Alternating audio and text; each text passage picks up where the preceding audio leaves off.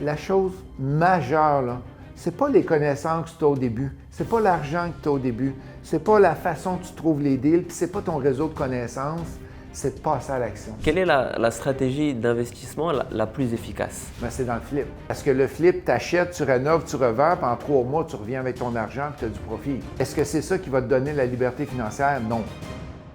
Bonjour à tous et bienvenue pour un nouvel épisode de la saison 2 du podcast Albi en compagnie de Ghislain Larochelle. Comment ça va aujourd'hui, Ghislain? Ça va super bien. Merci beaucoup d'avoir accepté mon invitation. Ça fait plaisir. C'est vraiment un plaisir, un honneur de t'avoir sur le podcast.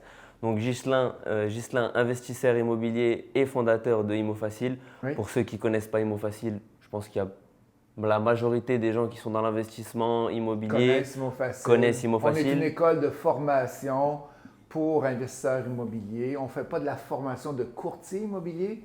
C'est principalement les gens qui veulent devenir investisseurs immobiliers et atteindre la liberté financière. Parfait. Ben, on va en parler, je pense, plus longuement. Si tu veux bien commencer un peu pour expliquer ton background, pourquoi tu t'es lancé dans l'immobilier, un peu ton parcours pour que les gens, un peu, les auditeurs te connaissent un peu mieux peut-être. Je suis né un mardi à 4h45. Non, il ne faut pas aller jusque-là. J'ai un background d'ingénieur. J'ai un background d'ingénieur à l'Université de Sherbrooke. J'ai fait un MBA par la suite. Ouais. Et j'ai été directeur de projet, directeur d'ingénierie, directeur de production, directeur aussi d'usine. Et à un moment donné, j'ai comme décroché. J'ai décroché 225 employés à ma charge. Puis là, j'ai dit non, c'est pas ça que je veux.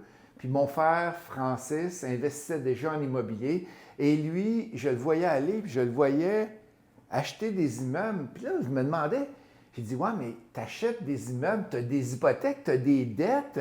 C'est pas bon d'avoir des dettes dans la vie. Nos parents nous avaient enseigné ça, d'avoir le moins de dettes possible. Là. Puis tu sais, la génération, pas de carte de crédit, pas de prêt personnel, pas de marge de crédit, pas d'hypothèque. Là. Une génération complètement différente. Ouais, complètement différente de ce qu'on voit là. Fait qu'ils nous avaient enseigné ça. J'ai dit, mais toi, tu as plein de dettes. Il dit, non, Justin. Il dit, c'est pas des dettes. Il dit, c'est des hypothèques. Et tu as des locataires qui payent pour ton hypothèque et les dépenses qu'il y a dans l'immeuble. Et tu te bâtis un certain parc immobilier grâce à ça. Et tu te bâtis de l'équité. Hein, il dit, c'est pas fou ça. Fait que quelques mois après ça que j'ai fait, j'ai acheté mon premier 6 logements. Et je l'ai encore. Fait que ça fait près de 30 ans que j'investis en immobilier. J'adore l'immobilier, j'adore les gens, puis j'adore enseigner aussi.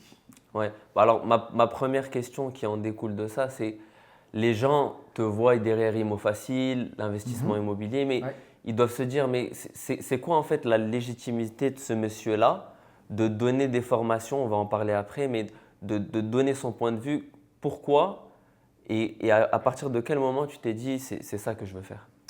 Bien, ma légitimité, si on peut l'appeler comme ça, c'est que j'ai beaucoup d'expérience. Je ne veux pas me vanter, mais il y a plein de coachs présentement dans le marché et j'ai quand même pas mal d'expérience. J'ai 450 portes que j'ai présentement, fait que des portes et les logements. Et j'ai aussi fait 93 flips. Fait que j'y vais par période. Fait que, au début, je fais de l'immobilier. Après ça, j'ai décidé de faire des flips. Excuse-moi.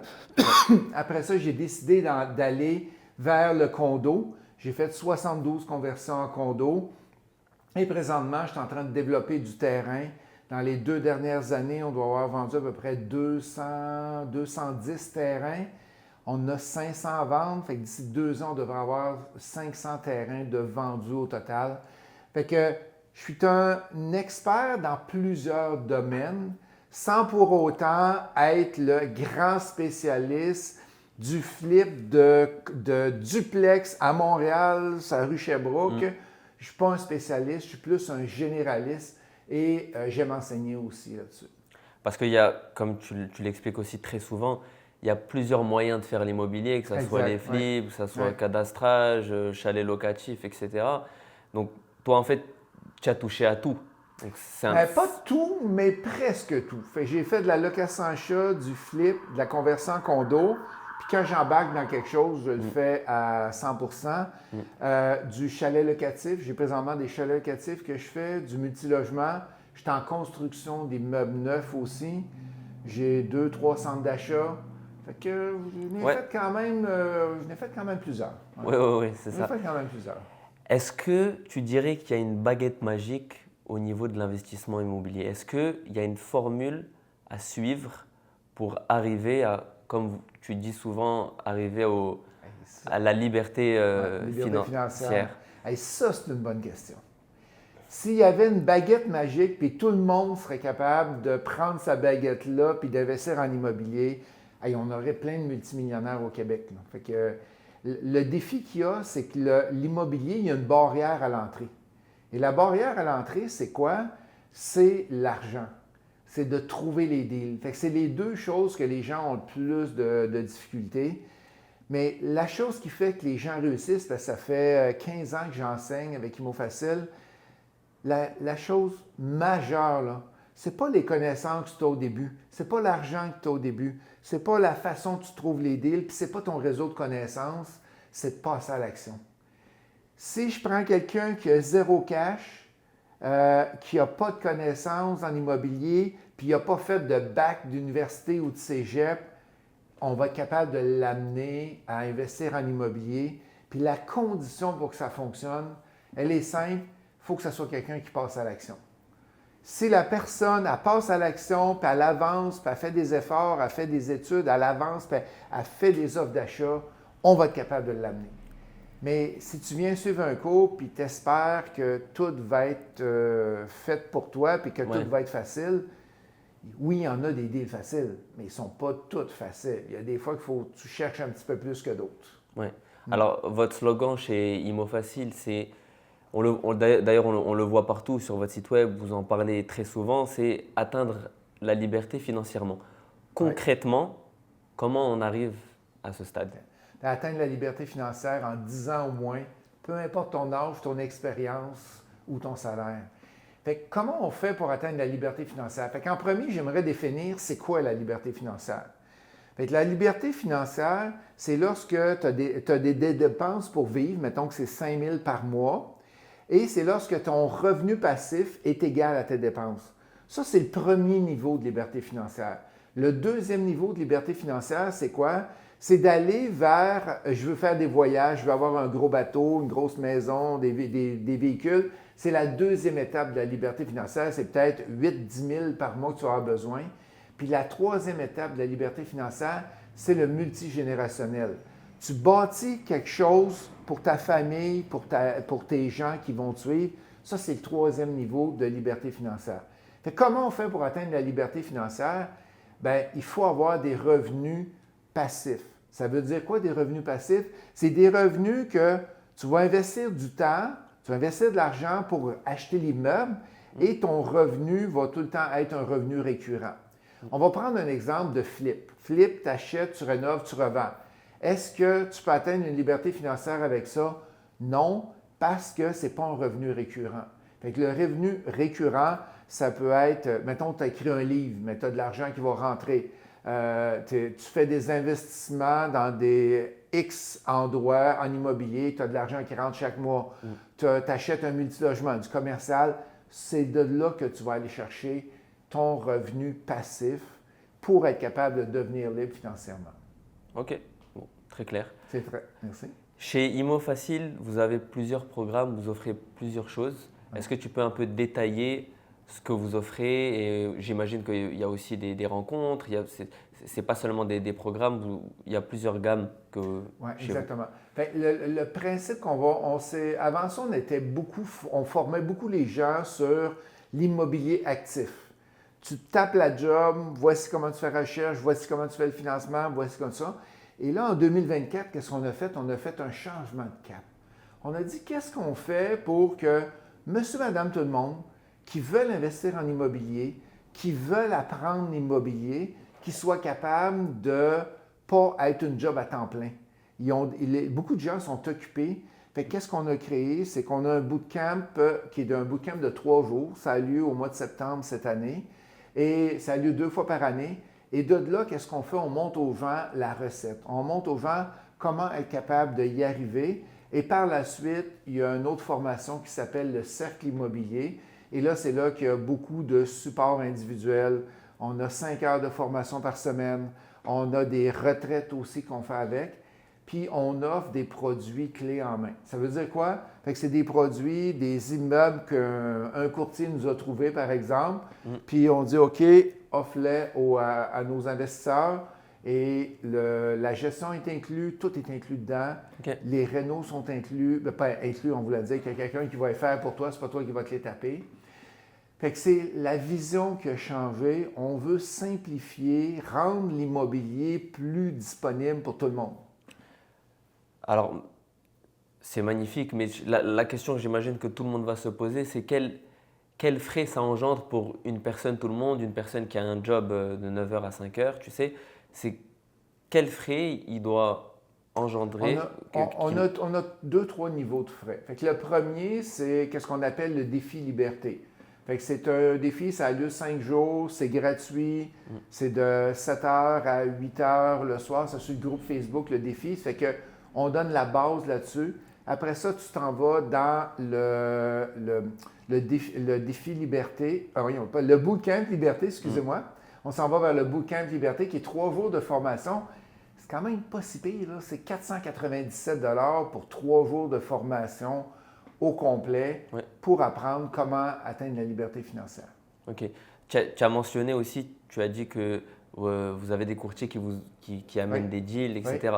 Est-ce que ça, c'est un frais de votre côté? Non, il n'y a aucun frais. Il n'y a aucun frais. C'est gratuit pour les gens. C'est eux autres. Fait que tu vois, hier, il est rentré à peu près 4 immeubles qui est rentré dans mon courriel.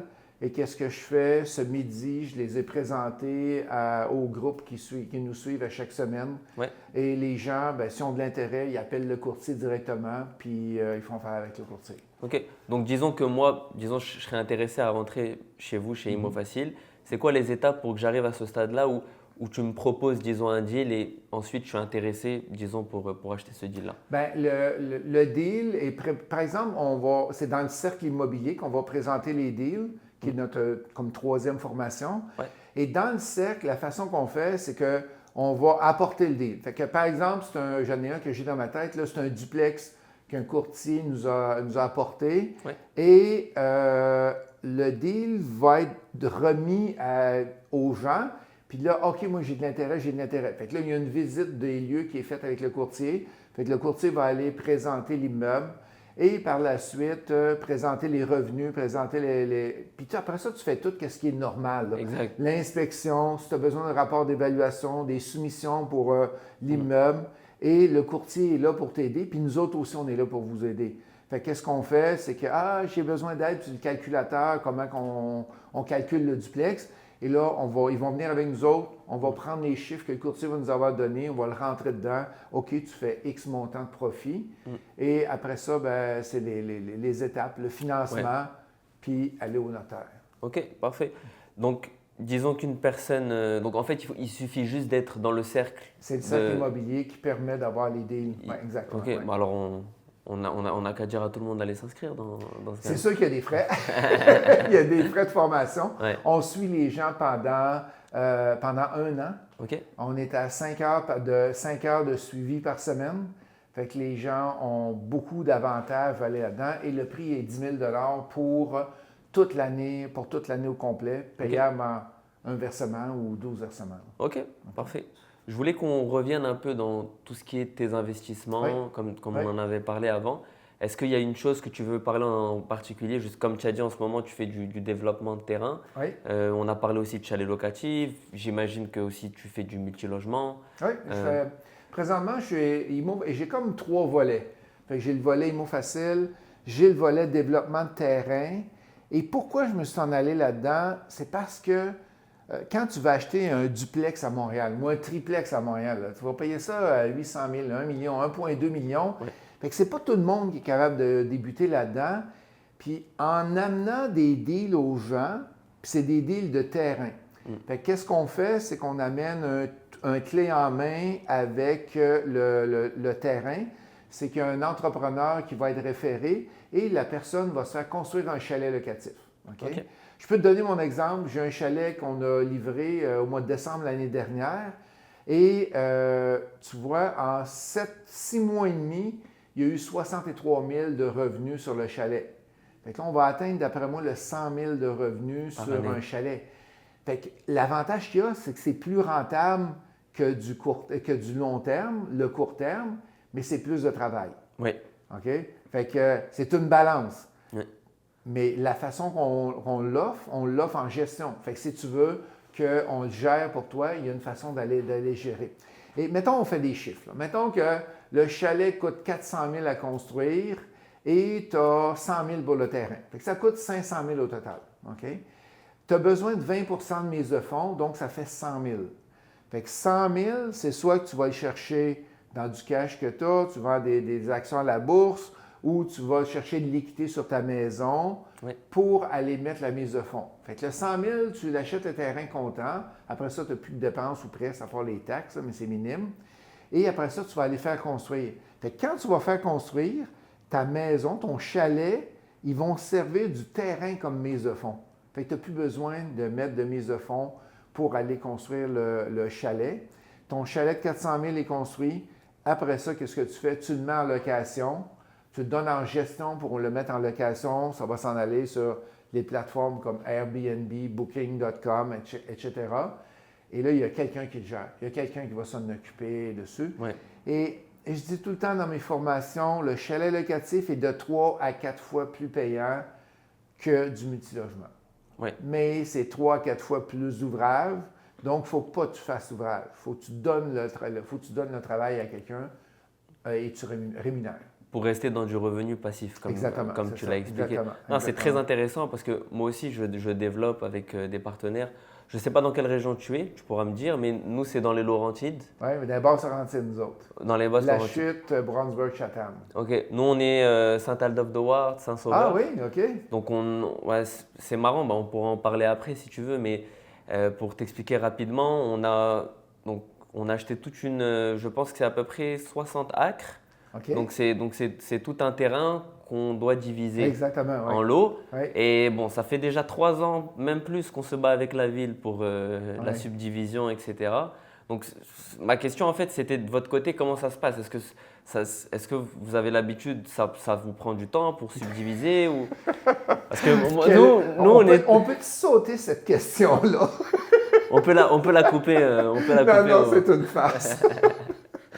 Ouais, comment c'est long. Les villes sont... C'est long. Ouais. C'est long. Fait que on a un projet qu'on a acheté de 168 acres, payé plusieurs millions, et ça a pris presque 2 ans, 1 an et demi à peu près, avant d'avoir le permis de construction, avant d'avoir le permis de pouvoir faire la subdivision, les divisions. Fait que quand on achète un terrain, il faut tout le temps faire attention parce que tu ne sais pas si tu vas être capable de le diviser ou pas. Est-ce qu'il y a d'autres choses que tu peux faire avec le terrain, à part un terrain de chasse que ça vaut à peu près rien? Là? Fait que, mais oui, c'est le gros défi dans le chalet locatif. Et depuis le 21 mars 2023, le gouvernement, en 2021, avait donné 2 ans aux municipalités. Il a dit, je vous donne 2 ans pour décider si vous permettez la location court terme ou non sur votre territoire. Et là, imagine les petites villes dans les Laurentides ou au nord de Québec. Là. Fait que là, les petits villages, je devrais dire, au lieu de ville. Puis là, ils disent, le gouvernement nous a donné 2 ans pour se décider si on permet la location court terme. Fait que là, on va voter les élus. Les élus vont voter avec le maire. Et là, qu'est-ce qu'ils ont à voter? C'est, est-ce que vous voulez avoir de la location court terme du chalet locatif, par exemple, ou du condo locatif dans le village? Les vendredis, les routes ne seront plus praticables parce que ça va être bouffé de touristes qui viennent. Le dimanche aussi. Le samedi soir, les restaurants vont être pactés. La police va être obligée de s'impliquer là-dedans. Ils te le font passer comme si c'était une mauvaise chose. Puis là, mais là, n'oubliez pas, là, ça va être bon pour le dépanneur, ça va être bon pour le restaurant, puis ça va être bon pour autre chose. Qui vote pour? Il n'y a presque pas de villages qui ont accepté. Il n'y a presque rien, personne qui a accepté, excepté les villes qui sont avant-gardistes, les villes qui veulent voir, qui veulent développer plus. Comme nous autres, on est à Brownsburg-Chatham, et Brownsburg-Chatham a décidé que oui, il voulait grandir, il voulait devenir le prochain Mont-Tremblant. Un petit village qui veut devenir le prochain Mont-Tremblant. Fait que tu as des gens qui sont très avant-gardistes, des gens qui sont très visionnaires et qui vont aider les promoteurs, aider c'est une façon de parler, là, Ouais. aider les promoteurs à avancer et à faire de la construction dans le village, aux alentours aussi. Là. Oui. Alors, de notre côté, c'est pas le cas du tout. Je tiens à le préciser. Je crois qu'ils sont restés sur une politique vraiment à l'ancienne. Ils veulent pas vraiment. Tu peux discuter un peu avec eux. Je ne sais pas si tu connais un peu les Laurentides vers Saint-Sauveur. Ouais. Mais écoute, c'est vraiment compliqué. On travaille dessus, ça fait déjà. Mais c'est parce que le défi qu'il y a, c'est que quand tu fais de la location court terme dans une région peuplée, qui a déjà du monde. Mais moi, je tiens à préciser, hein, pour l'instant, on n'est pas rentré encore dans ce débat-là.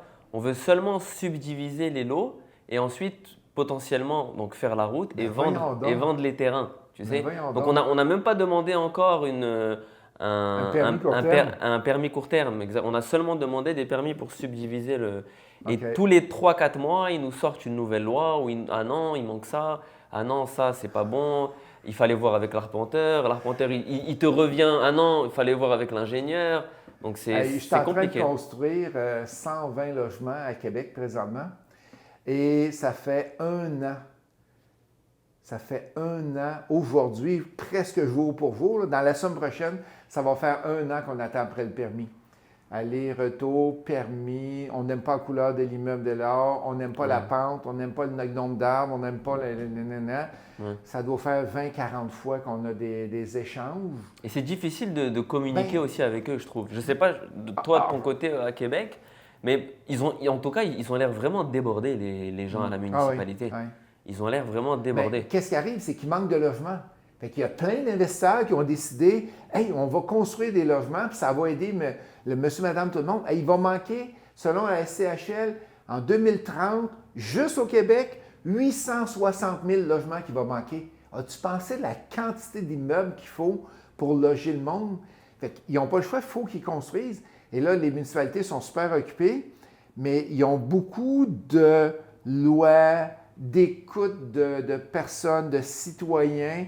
Et qu'est-ce que ça fait? C'est que ça retarde les projets. Et malheureusement, il va falloir à un moment donné qu'il y ait quelqu'un qui dise « Go, arrêtez de niaiser, puis lancez, puis permettez de faire de la construction, d'avancer. » Mais ça, c'est une volonté politique et ce n'est pas une volonté de promoteurs ou des élus municipaux. Oui, ça dépend de la politique, pas ouais. seulement municipale, je pense. Ah non, ça dépend. Ça se passe plus haut aussi. Là. Ça se passe plus haut. Ouais. J'avais une question, donc on a parlé aussi, on a parlé de chalet locatif, on a parlé de multilogement, etc. Selon toi, quelle est la stratégie d'investissement la plus efficace entre le flip, entre le multilogement, entre le chalet locatif, en toutes ces sortes-là? Peux-tu me définir qu'est-ce que ça veut dire efficace pour toi? Efficace, pour un investisseur, dans le sens où il va voir son argent le plus rapidement, disons. OK. Qui va avoir une retombée le plus rapide ça veut dire possible. Que tu investis 100 000 dans un projet, puis tu veux avoir ton argent le plus vite possible, mais c'est dans le flip. Parce que le flip, tu achètes, tu rénoves, tu revends, puis en 3 mois, tu reviens avec ton argent, puis tu as du profit.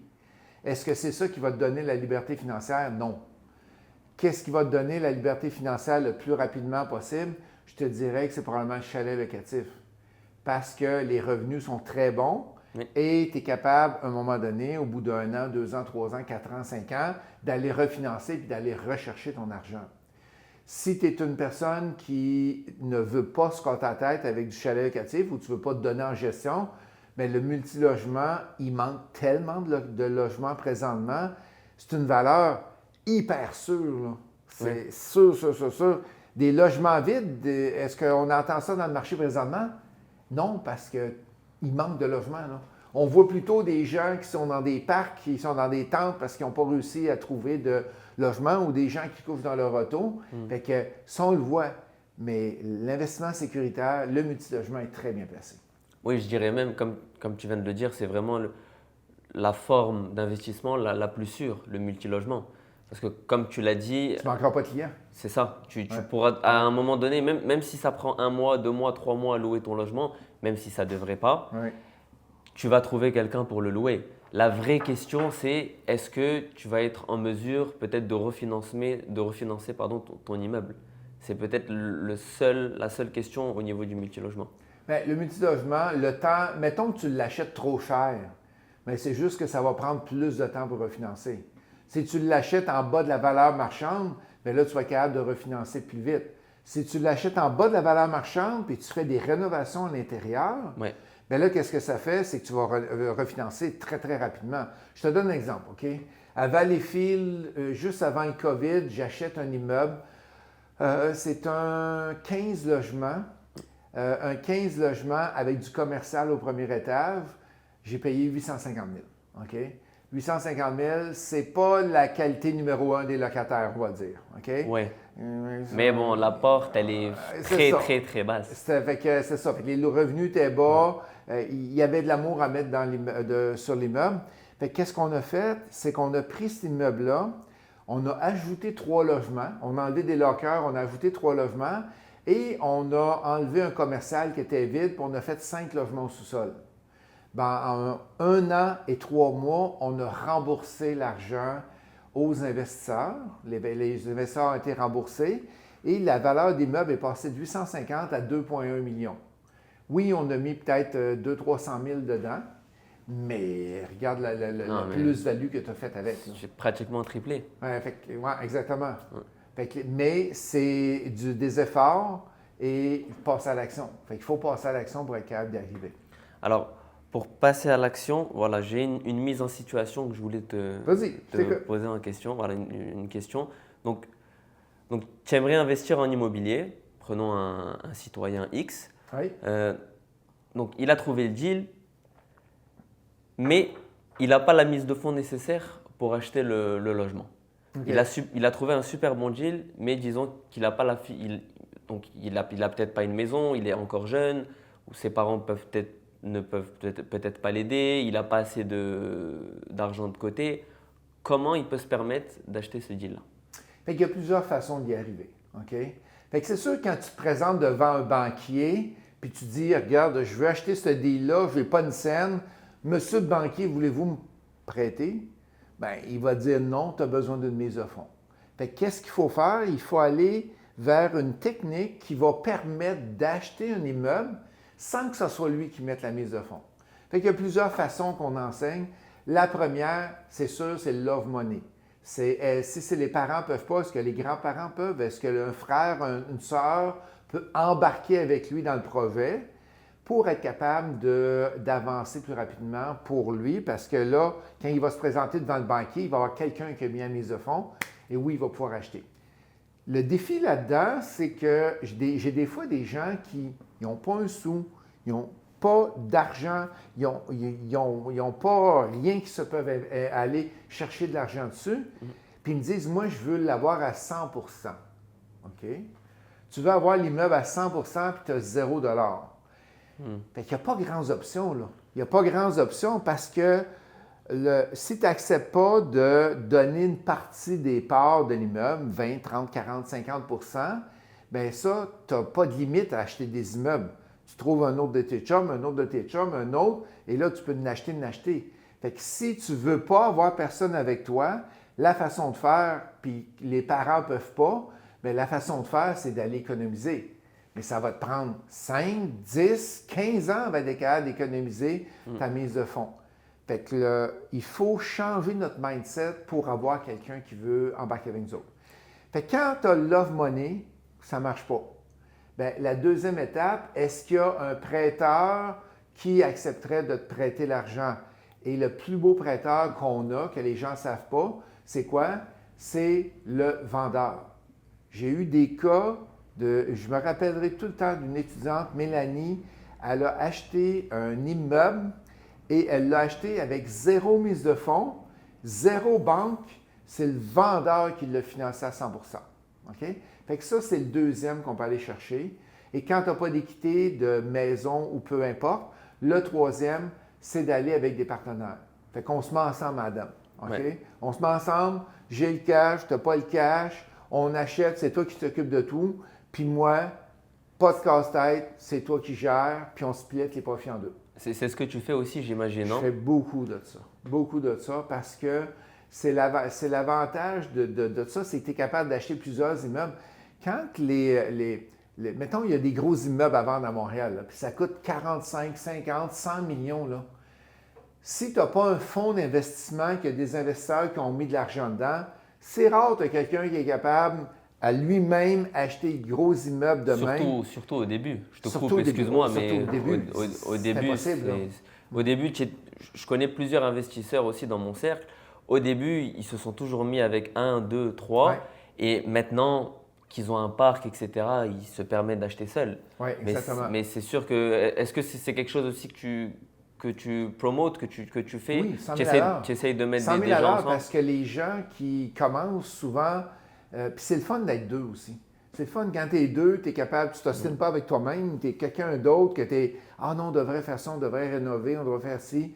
Fait que là, au moins, tu échanges des idées, puis tu n'es pas tout seul quand il y a des défis, des problèmes, ou tu es en vacances, bien, il y a quelqu'un qui est là et qui est capable de s'occuper des immeubles.